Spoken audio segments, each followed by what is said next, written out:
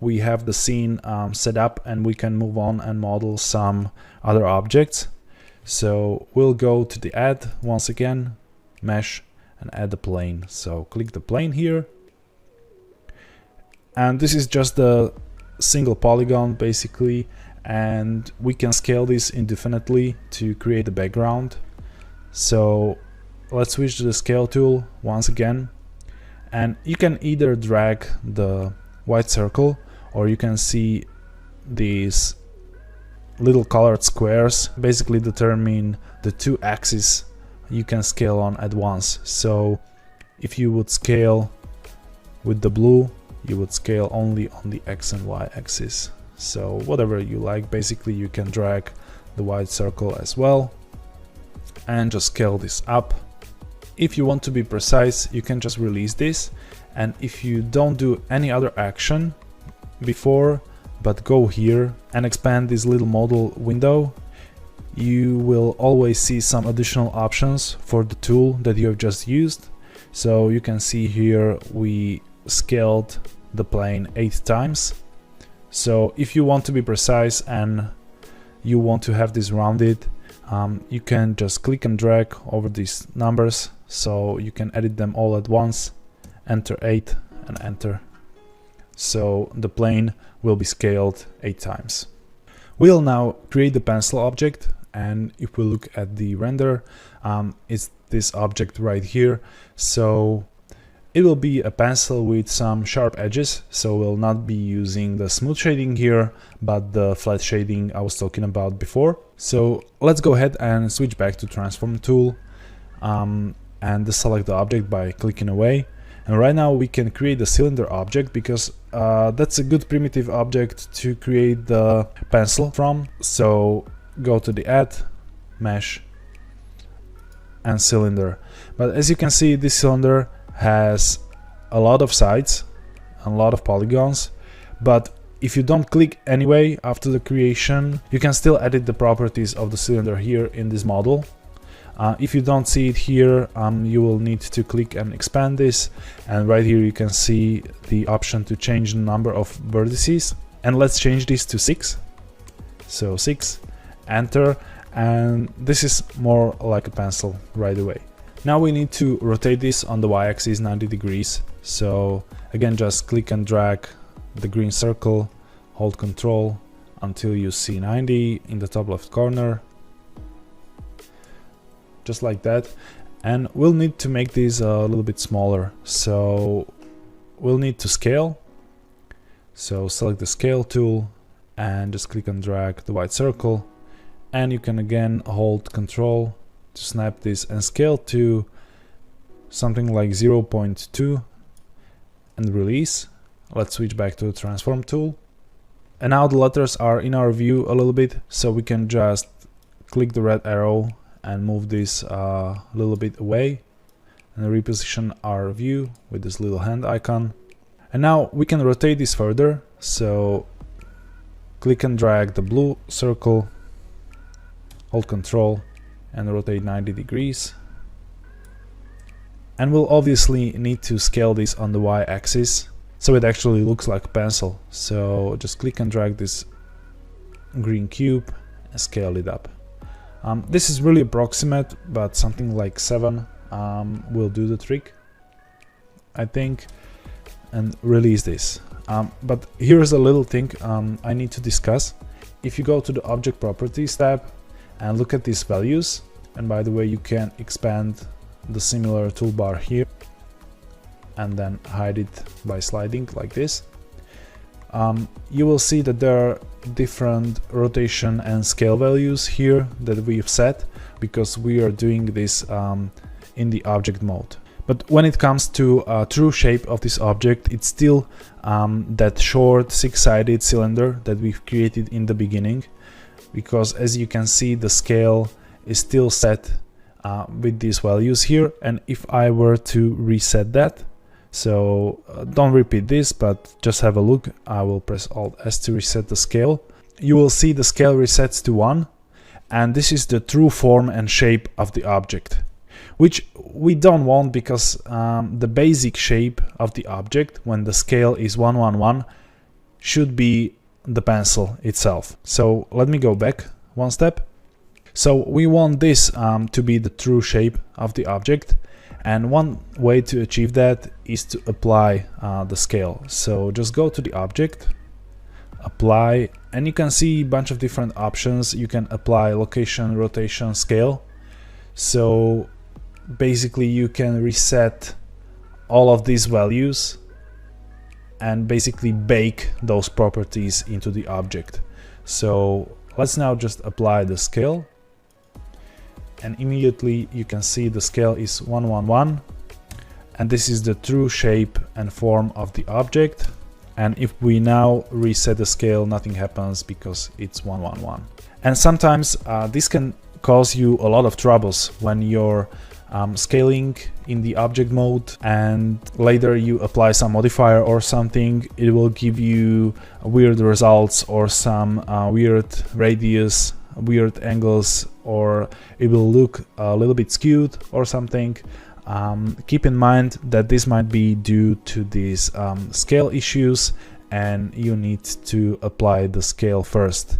So yeah, it's good to differentiate between scaling for the modeling purposes, when you basically define the shape and form of the object, and scaling for the contextual properties, where you just want to make object larger or bigger depending on where it is in the scene and stuff like that. So this is good to keep in mind, that there is kind of like a true shape and form of the object, and then there are these values that can be modified to make object look differently, but doesn't change its real scale underneath. And now we'll get more into the modeling itself. So let's switch from the object mode to the edit mode.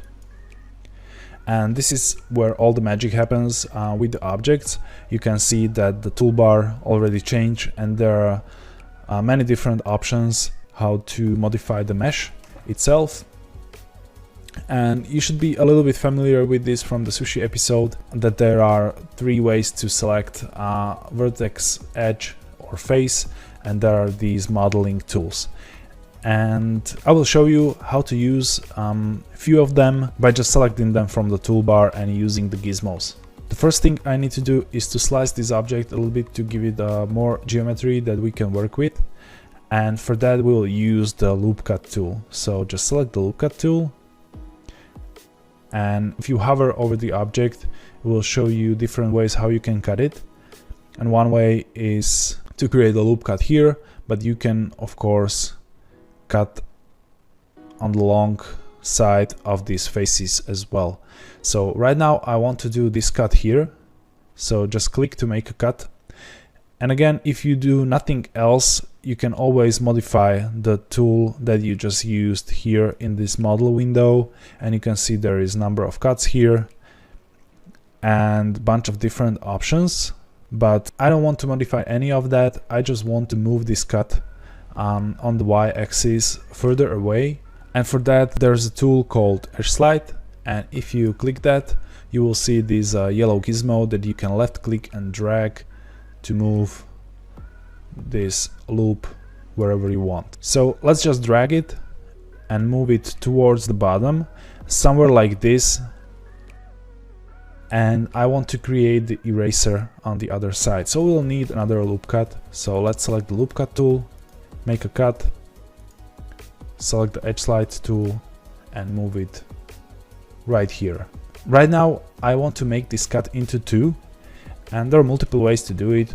First of all, we could make 2 cuts when using the loop cut tool, but you can use the bevel tool for that as well. And that's this one right here. So click the bevel, and you will see there's still this tool gizmo, so you can click and drag and do a bevel here. So let's do it like this. Maybe we can cross-reference with that image. So we are creating this part over here. So something like this will be fine. And if you deselect it by mistake or click away or something, there's an easy way how you can select this again, because we'll need that. I want to extrude that part there. So let's go and go to the face select. So we are now selecting faces, not the vertices. And if you want to select the whole loop, you can just hold Alt and click, and you will select the loop around. And you should remember this from the sushi episode. If you haven't checked it out, I strongly recommend it again. And now we can use the extrude tool, and that's the first one here in the toolbar. And you can see this little plus and the gizmo. But we don't want to extrude this just in one direction. We want to extrude outwards from the pencil in every direction. That's why we won't use this simple extrude, but click and hold until the drop down appears and select extrude along normals. And now you can just click and drag the gizmo to extrude this outside like that. Now rotate the view a little bit. So let's just click and drag this gizmo and rotate to the back. And I want to make a little bevel here as well to create that eraser shape. So let's select the bevel tool again. And now go to the edge select. By holding Alt and clicking here, we will select just this loop here, and we can now bevel. And now you can see what the bevel is really useful for. And we can additionally switch to the transform to maybe move this on the y-axis a little bit to make these little adjustments. We can rotate back to the front and go to the face select again. So click here and select the front face. And now I want to scale this all the way down. Select the scale tool, scale this down so it's pointy. And now go to the resize, drag over these three numbers, enter 0 and enter. So we basically scale this to 0, so all those vertices are at a single point right now.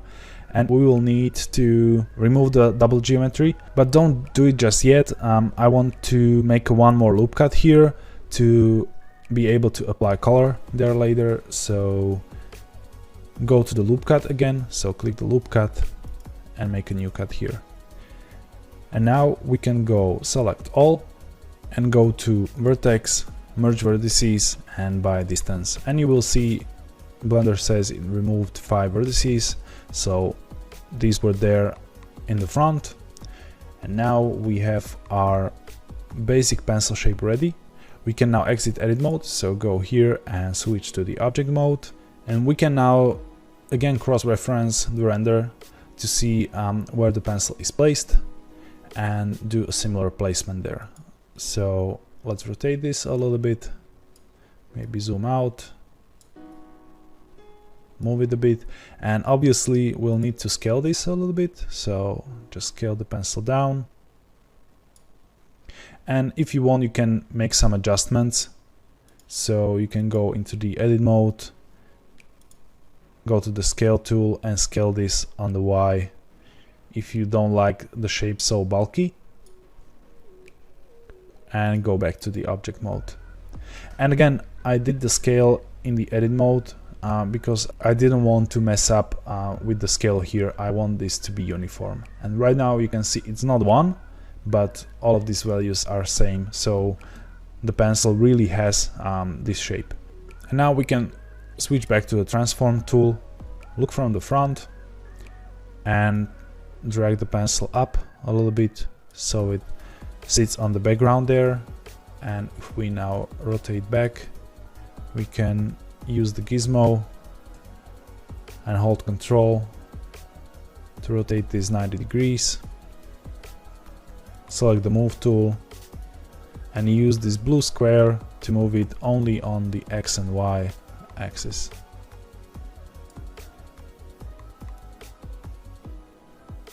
So that's the pencil. And again, if we cross-reference this, I think it's even smaller a little bit, but that's because I maybe overdone it with the scale in the edit mode. So I can go back into the edit mode, select the scale tool and just scale it like this. And of course there will be time later when we finish with the layout to go back and do these subtle changes so we get closer to the reference image. but it's really not that important. Important is that you can learn these techniques to create your own shapes and maybe to do your own layout however you see it fit. So go back, change to the object mode, click away to deselect the object, and the pencil is ready. We can move on to go back and do these subtle changes so we get closer to the reference image, but it's really not that important. Important is that you can learn these techniques to create your own shapes and maybe to do your own layout however you see it fit. So go back, change to the object mode, click away to deselect the object, and the pencil is ready. We can move on.